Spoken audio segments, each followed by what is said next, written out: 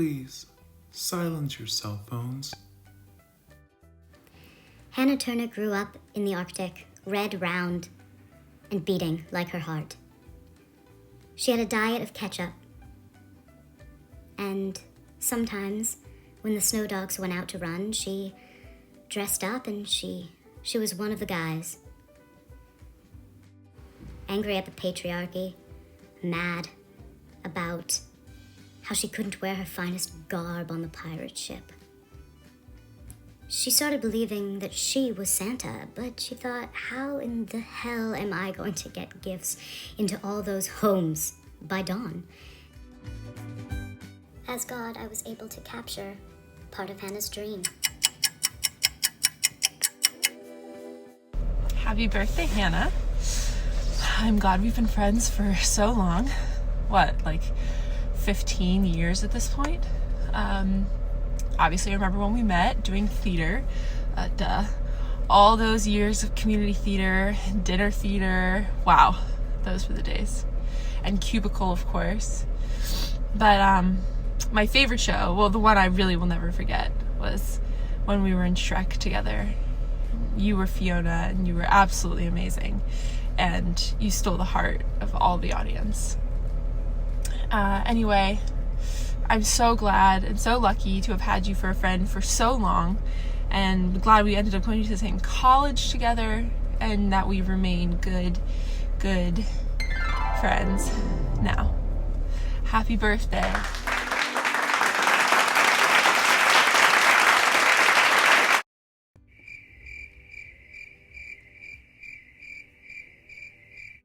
The sugar was just too much for her little head to handle.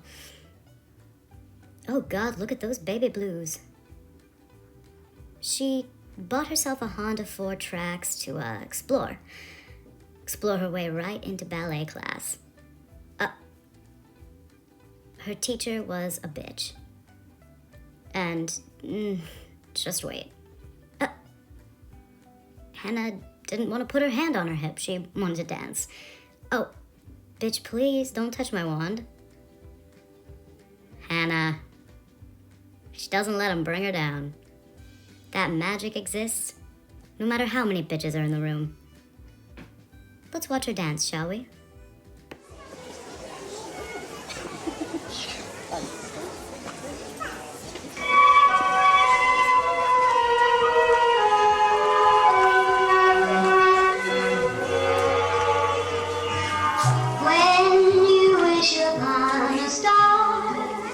Makes no difference who you are.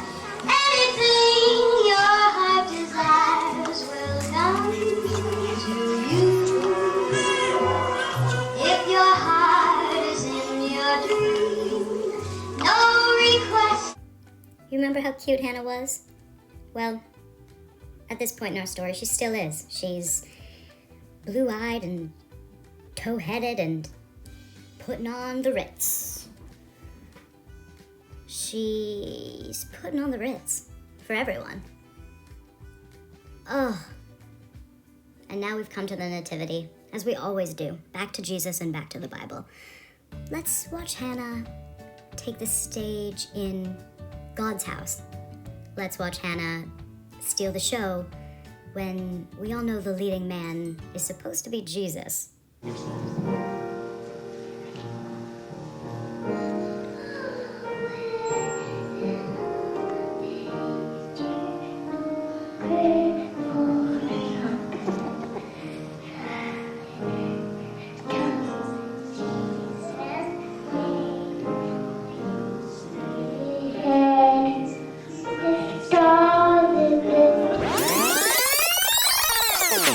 Oh, hell no, boy!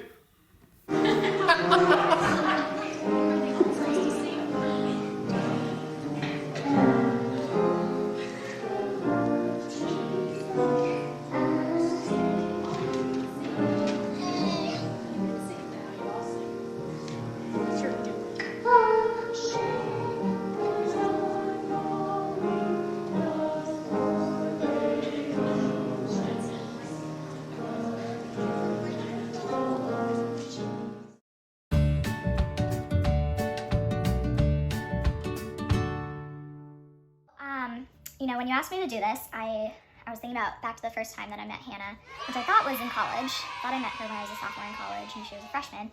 And, that's what I thought for a long time until she came to visit me in my first apartment in Boston a couple years ago. And she and Shelby and I were out in the Boston Common, and we saw a Revolutionary War reenactment. And Hannah was getting really into it.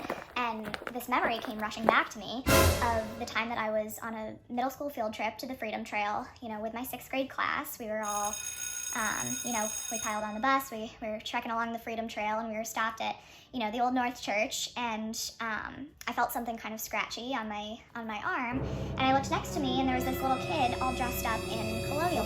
She's wearing the tri-pointed hat, she's got the wool jacket, the long johns. She's even got a musket strapped around her back, and she was just paying the closest attention to the tour guide, and I was like, oh. Like, are you here with your family? I'm kind of looking for the rest of the family dressed up in the colonial garb. She's like, no, I learned about those redcoat bastards when I was in school, and I just had to do my part for my country. So I'm here and I'm ready to fight. And I was like, okay. So I step a little further away, and I'm paying attention back to the tour guide, and all of a sudden I hear a musket go off, and I see Hannah running down away from the Old North Church, musket overhead in victory. Here we go. Time to get into Hannah Prime 2. I mean, she's glossed up and she's glammed up and she's ready to hike. Or not. What? She gets a little tired. Oh, Flapper Girl, leading all the musicals. But she can kick it in the can. Or she can take it to the stage and wear some wings. She'll even save a goal if she's not too busy touching her face or spreading her wings and flying. That's Hannah. She ate way too much sugar, and here's what happened. She started getting super sassy.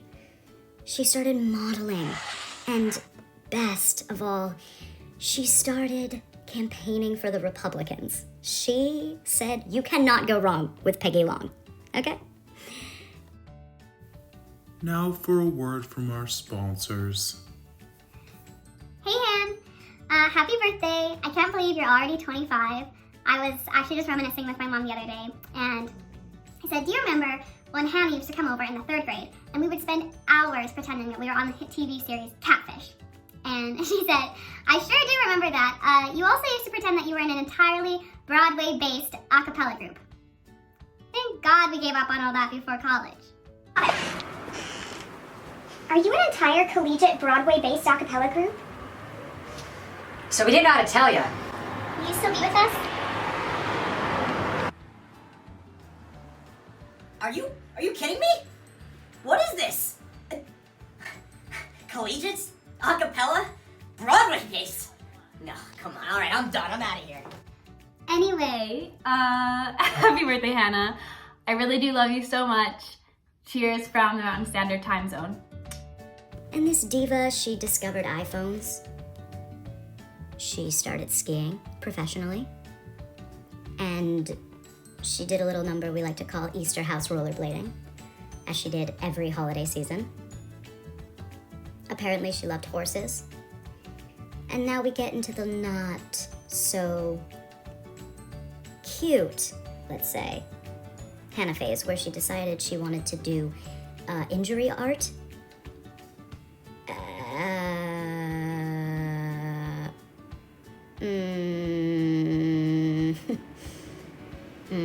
Carlos's Bake Shop. Okay. Yep. All right. I have so many memories of my friendship with Hannah that it's really hard to pick just one, and most of them I'm actually saving for therapy. But there's this one time I probably would have been in, no, that's right, I remember, because it was right around the 21st anniversary of Baby opening on Broadway. So I would have been in 3rd grade, Hannah was in 2nd, and we were walking home from school, and she said, do you want to see my home office? And I said, you're like 7, why do you have a home office? And she said, it's where I write my chess fan fiction. And I said, okay. So we went to her house, we went into her office, she closed the door, she looked at me dead in the eyes and said, do you want to go to Beantown? And I said, huh? And she said, "You heard me the first time, you dumb little bitch. Do you want to go to Beantown?" And I said, "Please don't use that word. I'm not as worldly as you. I don't even have a scuba diving license." And she said, "I'm going to ask you one more time. Do you want to go to Beantown?" So I said, yes. Shouldn't have, but I said yes. And we went to a filing cabinet. She opened the bottom drawer, and it was full of beans, loose beans. And before I could say anything or even really register, she grabbed my head and pushed them into the beans as if I were bobbing for apples. And the beans, how do I put this delicately, were not fresh. It'd probably been in there for a matter of weeks or months even. Then she pulled my head out and she told me never to tell a soul. And I haven't until now. But that's when I knew that we were going to be friends for a long time, and one day I would be at her wedding, standing by her side, completely blacked and vomiting to the point of needing medical attention. But happy birthday, Hannah. All my love. And also that one time we went hiking, you actually almost got me killed. Okay, bye.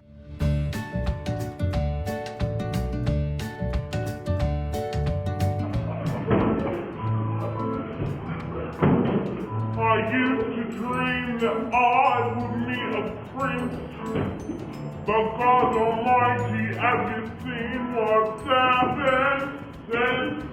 All through the out, even when my comforter. Hannah, happy 25th birthday. I can't believe that it's been 13 years since we first met on Wattpad, you writing that Larry's fanfic. I knew once I read that Louis Mpreg that I had to get to know you, and what a beautiful friendship that has bloomed after all of this. Here's to 13 more years of Harry and Louis fucking.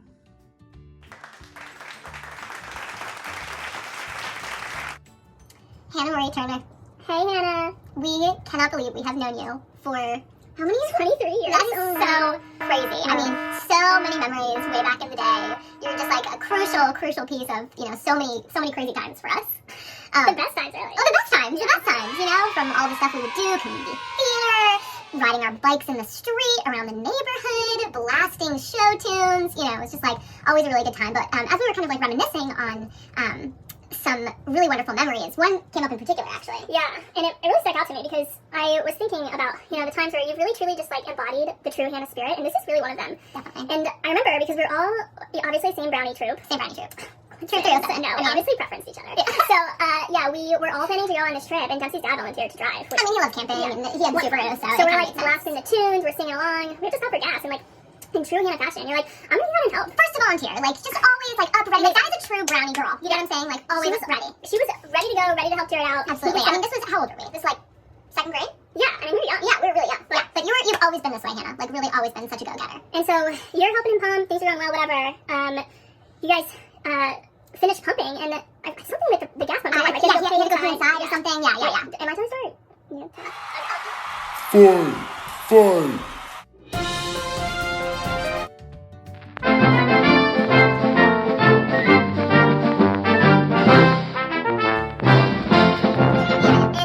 So he went inside, and we were just hanging out, and you were like, guys, should I put my entire fist into this gas tank? And you said... I was like, Hannah, I think that's a really bad idea. Which that's true, but I think it just encouraged you. I think that just made you want to do it more because she told you not to. For sure. So you took the fist and your whole arm really, and you just kind of, really right into the gas tank, just down the hole. And we were like, oh, whoa, this is crazy. And you were like, haha. And then you tried to pull it out, and it wouldn't.